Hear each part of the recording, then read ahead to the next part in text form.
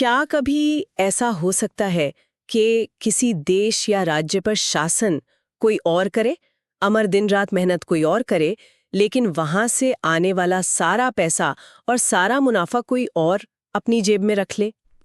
इतिहास में बिल्कुल ऐसा ही हुआ था। अगर हम 1765 के दौर के बंगाल को देखें तो वहां नवाब के पास सत्ता का सिर्फ एक मुखौटा था। मतलब गालियां और जिम्मेदारी एक के हिस्से में और सारा का सारा मुनाफा दूसरे के खाते में। बिल्कुल। देखने में लगता था कि बंगाल का प्रशासन नवाब चला रहा है, लेकिन अगर हम खजाने की चाबियों और असली ताकत की बात करें तो वो पूरी तरह से ईस्ट इंडिया कंपनी की मुट्ठी में कैद था। आज के इस विस्तृत चर्चा में हमारा मिशन इसी व्यवस्था की गहराई में जाना है। इतिहास में इसे द्वैव शासन या डुअल सिस्टम कहा जाता है।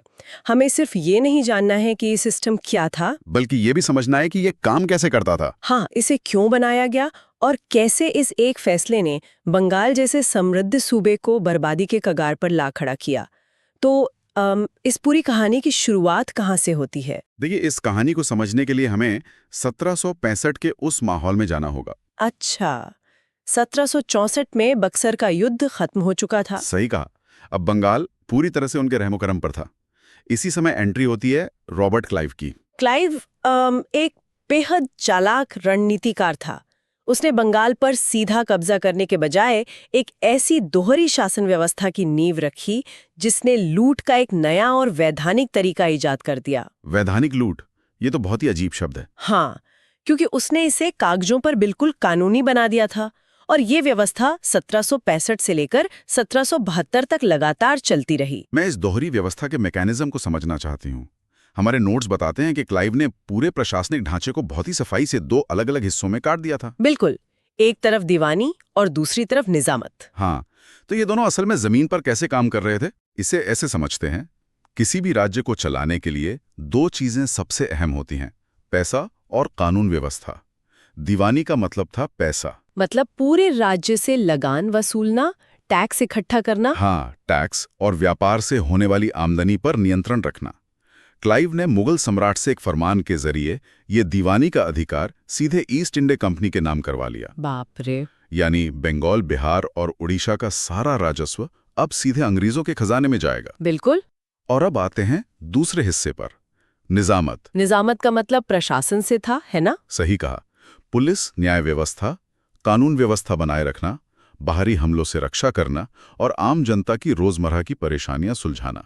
ये पूरा का पूरा सिरदर्द, ये पूरी जिम्मेदारी अंग्रेजों ने बंगाल के नवाब के कंधों पर डाल दी। अगर मैं इसे आज के समय के एक व्यावसायिक ढांचे से जोड़कर देखूं, तो ये तो ऐसा हो गया जैसे किसी कंपनी का सीईओ सारी गालियां खाए, कर्मचारियों की शिकायतें सुने, दिन रात काम करे और कंपनी का सारा प्रॉफिट कोई साइलेंट पार्टनर चुपचाप अपनी जेब में रख ले। बिल्कुल, ये तुलना स्थिति को बहुत स्पष्ट कर देती है। और अगर हम इतिहास की गहराइयों को खंगालें तो ये केवल मुनाफे का बंटवारा नहीं था, ये पूरी तरह से एक तरफा लूट थी। देखिए, परीक्षा के नजरिए से इसे याद रखने की एक बहुत ही शानदार ट्रिक है। अरे वाह, ट्रिक क्या है? आप इसे ऐसे याद रख सकते हैं कि दीवानी का मतलब है धन और निजामत का मतलब है नियम। दीवानी मतलब धन और निजामत मतलब नियम। ये तो बहुत ही आसान है। हाँ, दीवानी यानी धन अंग्रेजों ने अपने पास रख लिया और निजामत यानी नियम और प्रशासन नवाब को दे दिया। ये समीकरण दिमाग में एकदम साफ तस्वीर बना देता है। लेकिन हम यहाँ एक बहुत ही तार्किक सवाल उठता है, नवाब ने ये बेवकूफ़ी भरी शर्त मानी ही क्यों? ये एक बहुत ही लाजमी सवाल है। मतलब क्या उसे साफ साफ दिखाई नहीं दे रहा था कि उसे बेवकूफ़ बनाया जा रहा है? कोई भी शासक अपने ही राज्य में सिर्फ नाम का मोहरा बनकर क्यों रहना चाहेगा? देखिए, ये समझना बहुत जरूरी है कि 1765 में नवाब के पास मोल भाव करने की कोई हैसियत बची ही नहीं थी। प्लासी और बक्सर के युद्धों ने नवाब की सैन्य ताकत को पूरी तरह से कुचल दिया था। तो मतलब ये कोई दो बराबर की ताकतों के बीच का समझौता नहीं था? बिल्कुल नहीं। ये एक हारी हुई स्थिति में किया गया पूर्ण आत्मसमर्पण था। नवाब जानता था कि अगर वो ये शर्त नहीं मानेगा तो अंग्रेज उसे हटाकर किसी और को गद्दी पर बिठा देंगे। अच्छा, तो कम से कम नवाब का टाइटल तो उसके पास था, उसे इसी से संतोष करना पड़ा। सही कहा। ये तो समझ आता है कि नवाब मजबूर था, लेकिन मुझे अंग्रेजों की रणनीति समझ नहीं आ रही है। अगर अंग्रेज इतने ही ताकतवर थे, उनके पास पूरी सैन्य शक्ति थी, तो उन्होंने नवाब को पूरी तरह से हटाकर सीधे खुद शासन क्यों नहीं शुरू कर दिया? यहीं पर रॉबर्ट क्लाइव का असली मास्टर स्ट्रोक दिखाई देता है। वे तो सीधे गद्दी पर बैठ सकते थे ना, फिर इस साइलेंट पार्टनर वाले नाटक की क्या जरूरत थी? अंग्रेज बहुत अच्छी तरह जानते थे कि अगर वे रातों रात सीधे विदेशी शासक के तौर पर गद्दी पर बैठ गए तो उन्हें बंगाल की जनता के सीधे गुस्से और भयंकर विद्रोह का सामना करना पड़ेगा। क्योंकि लोग अचानक एक विदेशी कंपनी को अपना राजा नहीं मान लेते। बिल्कुल। इसलिए उन्होंने नवाब को एक ढाल की तरह, एक बफर की तरह इस्तेमाल किया, ताकि जनता ये सोचे कि उन पर शासन नवाब ही कर रहा है, और अगर उन्हें टैक्स ज्यादा देना पड़ रहा है या कोई परेशानी है तो गालियां भी नवाब को ही पड़े। एकदम सही। और इसके अलावा एक और बड़ा कारण भी था। वो क्या? अगर ईस्ट इंडिया कंपनी सीधे तौर पर एक राज्य की मालिक बन जाती तो ब्रिटेन की संसद और वहां की सरकार तुरंत इस मामले में दखल देती। ओ, मतलब कंपनी के अधिकारी नहीं चाहते थे कि ब्रिटिश सरकार उनके मुनाफे में हिस्सा मांगे या उन पर नियंत्रण करे। बिल्कुल। और साथ ही भारत में मौजूद फ्रांसीसी और डच जैसी अन्य यूरोपीय शक्तियां भी अंग्रेजों के खिलाफ एकजुट हो सकती थीं। क्लाइव इन सभी झमेलों से बचना चाहता था। मतलब राजनीति और कूटनीति का ये एक ऐसा खेल था जहां अंग्रेजों ने अपने लिए बिना जिम्मेदारी की ताकत हासिल कर ली थी। हाँ, पावर विदाउट रिस्पॉन्सिबिलिटी। उन्हें सिर्फ पैसा गिनना था। और नवाब के हिस्से में आई बिना ताकत की जिम्मेदारी। उसे राज्य चलाना था, लेकिन उसकी जेब खाली थी। और जब किसी भी सिस्टम में ऐसा होता है, जब धन और जिम्मेदारी का आपस में कोई संबंध नहीं रह जाता, तो सिस्टम का टूटना सिर्फ समय की बात होती है। ये व्यवस्था लंबे समय तक नहीं चल सकती थी। मुझे इसी पॉइंट पे आना था।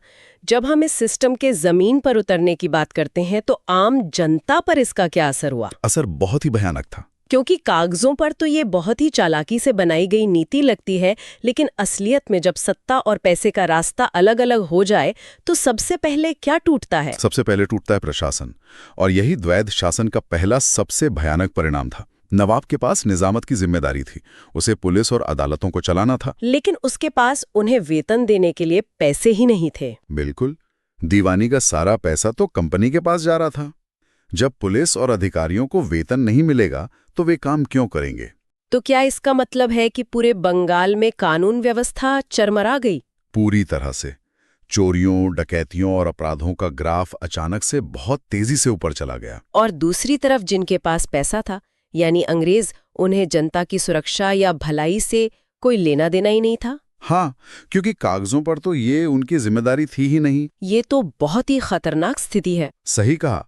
और इसी प्रशासनिक शून्यता ने जन्म दिया दूसरे सबसे बड़े परिणाम को, भ्रष्टाचार का चरम पर पहुंचना। अच्छा, भ्रष्टाचार कैसे बढ़ा? देखिए, जब कोई देखने वाला नहीं हो, कोई रोकने वाला नहीं हो, तो क्या होता है?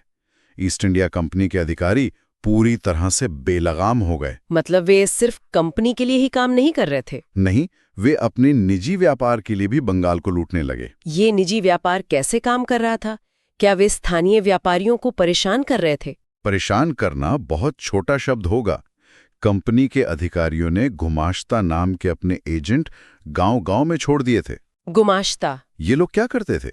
ये लोग स्थानीय जुलाहों, कारीगरों और किसानों को अपनी चीजें कौड़ियों के दाम पर बेचने के लिए मजबूर करते थे। अगर कोई स्थानीय व्यापारी इसका विरोध करता तो उसे झूठे मुकदमों में फंसा दिया जाता या शारीरिक रूप से प्रताड़ित किया जाता। और नवाब की अदालतें कुछ नहीं करती थीं। नवाब की अदालतें मूक दर्शक बनी रहती थी, क्योंकि नवाब खुद कंपनी के दबाव में था। जब शासक और अधिकारी ही लुटेरे बन जाएं, तो अर्थव्यवस्था का पहिया तो रुक ही जाएगा। इसका मतलब है कि कृषि और व्यापार दोनों पूरी तरह से बर्बाद हो गए होंगे। ये इस व्यवस्था का तीसरा बड़ा परिणाम था। बंगाल, जो पूरे एशिया में अपने मलमल, रेशम और मसालों के व्यापार के लिए जाना जाता था, वहां के किसान और व्यापारी अपना काम धंधा छोड़कर भागने लगे। बाप रे, अपना पुश्तैनी काम छोड़कर? हाँ, किसानों पर टैक्स का बोझ इतना ज्यादा था कि वे अपनी जमीनें छोड़कर जंगलों में छिपने को मजबूर हो गए। कई जुलाहों ने तो अपने ही अंगूठे काट लिए। अंगूठे काट लिए? ये तो रोंगटे खड़े कर देने वाला सच है। बिल्कुल, ताकि उन्हें जबरदस्ती काम न करना पड़े। पूरी की पूरी अर्थव्यवस्था जो सदियों से बहुत ही व्यवस्थित तरीके से चल रही थी, वो कुछ ही सालों में ताश के पत्तों की तरह ढह गई। ये सुनकर सच में दिल दहल जाता है। और मुझे लगता है कि इन सब ने मिलकर उस आखिरी और सबसे भयानक त्रासदी की जमीन तैयार कर दी, जिसके बारे में हमारे नोट्स में बहुत गहराई से लिखा गया है। हाँ, आप 1770 के अकाल की बात कर रही हैं। बिल्कुल, 1770 का अकाल। ये इतिहास के सबसे काले अध्यायों में से एक है।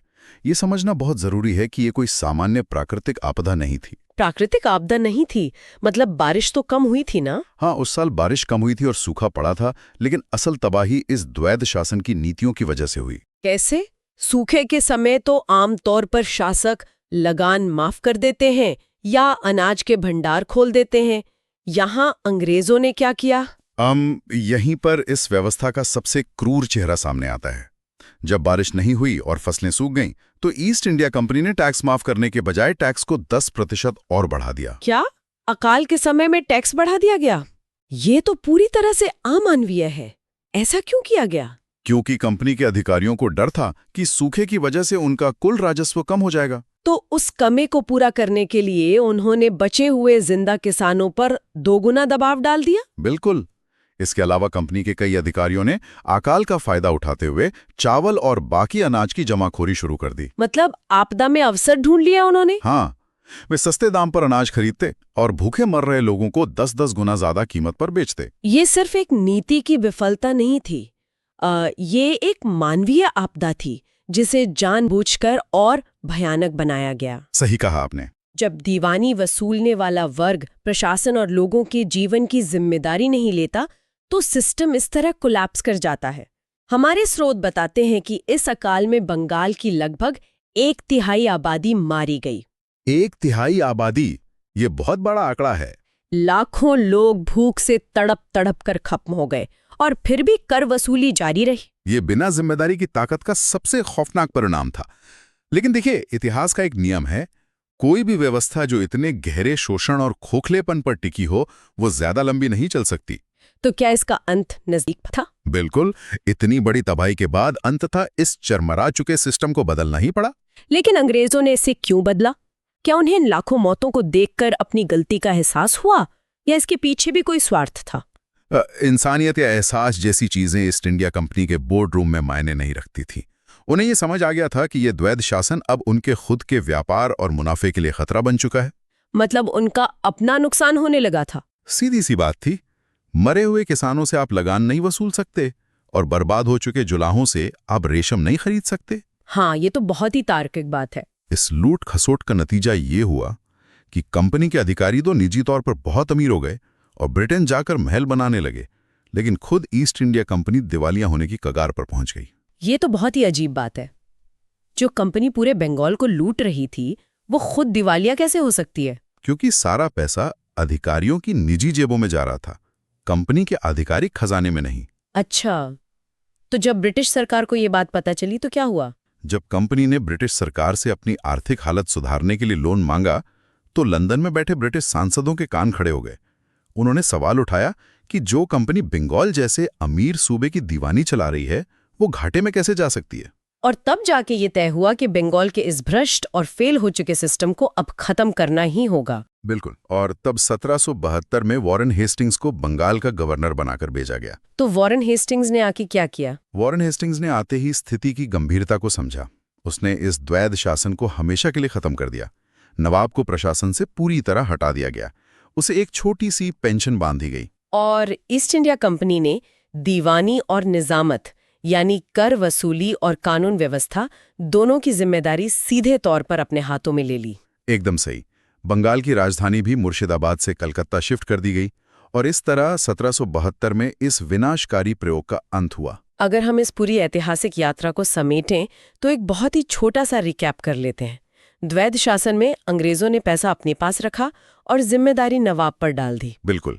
और ये ऐतिहासिक घटनाक्रम इतिहास को गहराई से समझने के लिए बहुत महत्वपूर्ण है, खासकर अगर हम परीक्षा के नजरिए से देखें। हाँ, मल्टीपल चॉइस सवालों के लिए ये टॉपिक बहुत अहम है। ये इसलिए भी महत्वपूर्ण है क्योंकि ये हमें बताता है कि नीतियां कैसे काम करती हैं। द्वैध शासन का ये दौर जो 1765 से 1772 तक चला, ये दिखाता है कि अंग्रेजों की शुरुआती नीतियां कितनी चालाक और शोषक थीं।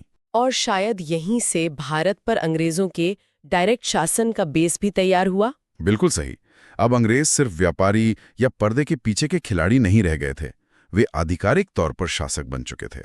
हमारी शुरुआत उस सवाल से हुई थी कि क्या कोई बिना जिम्मेदारी के सिर्फ पैसा कमाकर शासन कर सकता है, और हमने इस चर्चा में बहुत स्पष्ट रूप से देखा कि जब ऐसा होता है तो उसका परिणाम लाखों लोगों की मौत, प्रशासन के पतन और पूरे राज्य की बर्बादी के रूप में सामने आता है। सत्ता और जवाबदेही को कभी अलग नहीं किया जा सकता। ये एक बहुत ही सटीक निष्कर्ष है। लेकिन अब इस चर्चा को समाप्त करते हुए मैं एक बहुत ही गहरा सवाल विचार करने के लिए छोड़ना चाहूंगा। हाँ, बताइए। हमने देखा कि जब अंग्रेजों ने पर्दे के पीछे से शासन किया, एक साइलेंट पार्टनर बनकर, तब उन्होंने बंगाल में ऐसी भयानक तबाही मचाई कि 1/3 आबादी खत्म हो गई। बिल्कुल। तो जरा सोचिए, अब जब वॉरेन हेस्टिंग्स ने द्वैध शासन खत्म कर दिया है, क्या होगा जब वे असल में और सीधे तौर पर भारत का प्रशासन अपने हाथों में ले लेंगे? क्या चीजें सुधरेंगी, अकाल बंद हो जाएंगे, या फिर पूरे भारत पर एक नए और ज्यादा व्यवस्थित तरह का शिकंजा कसा जाएगा? ये एक ऐसा सवाल है जो सच में सोचने पे मजबूर कर देता है, और इतिहास के इसी अगले पन्ने को हम अपनी अगली विस्तृत चर्चा में पलटेंगे। बिल्कुल। तो तैयार रहिए हमारे अगले सेशन के लिए, जहां हम बात करेंगे रेगुलेटिंग एक्ट 1773 की, क्योंकि यहीं से ब्रिटिश सरकार का भारत पर सीधा और कानूनी नियंत्रण शुरू होता है।